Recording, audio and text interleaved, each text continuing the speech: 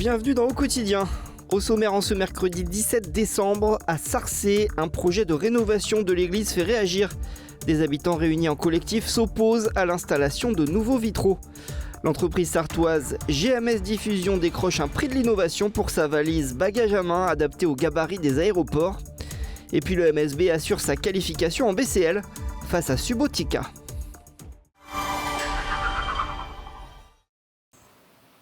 À Sarcé, le projet de nouveaux vitraux de l'église ne fait pas l'unanimité. Un collectif de fidèles catholiques s'y oppose.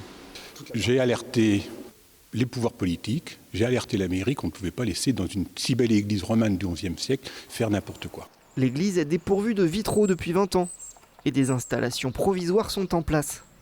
Mais la municipalité prévoit d'installer des vitraux contemporains qui vont représenter la Terre et la Lune. Il n'y a aucun signe liturgique de la religion chrétienne. Et ça, je trouve ça inadmissible. L'artiste a beau prétexter que c'est la création de la Terre, c'est la création de l'univers. Ça n'a rien à faire ici. Autre point de crispation pour le collectif, les matériaux choisis. Les vitraux envisagés seront réalisés principalement en ardoise et en albâtre, avec finalement assez peu de verre. Tout ça fait que ça va assombrir l'église d'une façon colossale. On n'est pas dans un théâtre, on n'est pas dans un cinéma, on ne coupe pas la lumière. Et les vitraux, c'est fait pour amener la lumière, et la religion, c'est la lumière, c'est pas le contraire, c'est pas l'obscurité. En fin de compte, on mure les baies de l'église. Pour s'opposer au projet, le collectif a lancé une pétition qui recueille à ce jour près de 500 signatures. Nous voulons l'abandon total de ce projet. Malgré l'opposition du collectif, le projet de rénovation reste inchangé. Le maire de la commune n'a pour l'instant pas donné suite à nos sollicitations.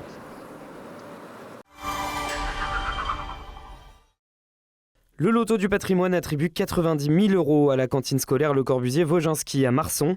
Nous vous parlions début septembre de cet édifice, construit entre 1956 et 1958.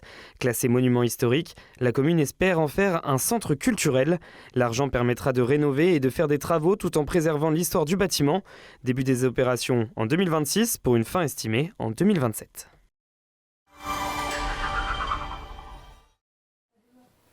Cette valise paraît anodine. Pourtant, elle a permis à l'entreprise sartoise GMS Diffusion de décrocher le prix de l'innovation en textile, sport et accessoires du magazine LSA, destiné aux professionnels de la grande consommation. C'est la première valise qui rentre en underseat gratuitement dans toutes les compagnies low cost en Europe, y compris la plus exigeante qui est Ryanair.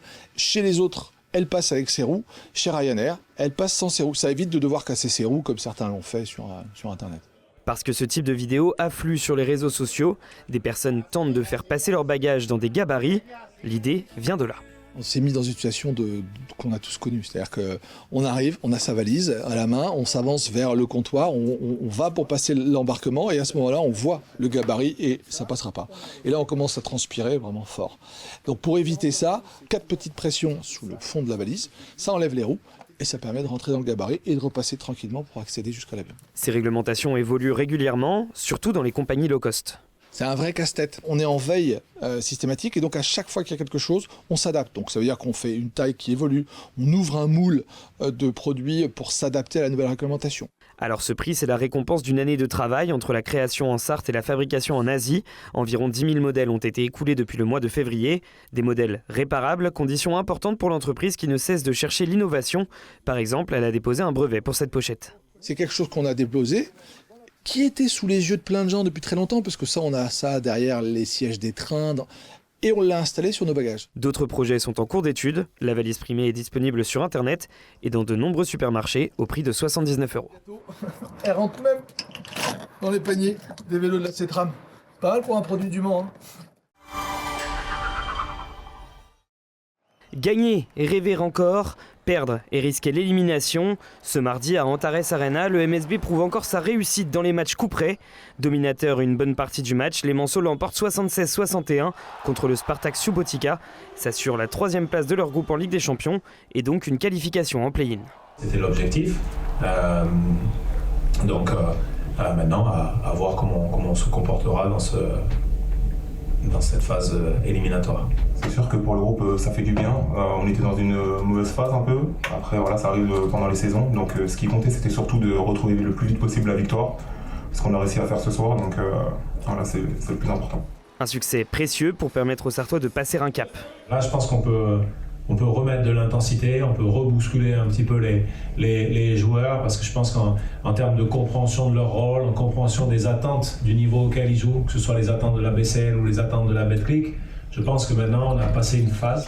La phase de groupe de BCL aussi est passée, rendez-vous pris en play-in contre les Turcs de Mersin.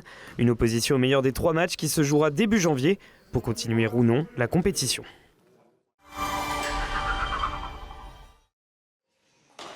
Le Mans Sarthété s'incline en Bretagne, les Sartoises dominées 3-2 par le Quimper CTT. Licençon défaite en 3 manches par la Coréenne Zion Lee. Kotomi Omoda remet les équipes à égalité contre Isakok. Elodie Nivelle menait 2-7-0 avant de s'incliner contre Marie Migaud. De retour pour la 4e rencontre, Kotomi Omoda aussi n'est pas passé loin mais doit concéder la défaite. Le Mans Sarthété 8e de Pro A sur 12 équipes et reçoit ce vendredi l'Entente Sainte-Pierraise, équipe comptant autant de points.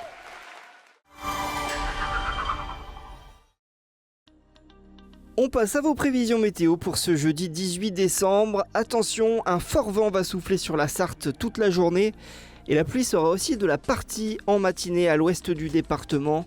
Côté température, ça reste doux pour la saison, 8 degrés à Mamers, 10 degrés au Mans ou 9 degrés du côté de La Flèche. L'après-midi, le soleil fera quelques timides apparitions. Côté Mercure, ça grimpe, 13 degrés à Sablé-sur-Sarthe ou encore 12 degrés à Ciel-Guillaume. Merci à vous de nous avoir suivis et excellente soirée sur LMTV Sarthe.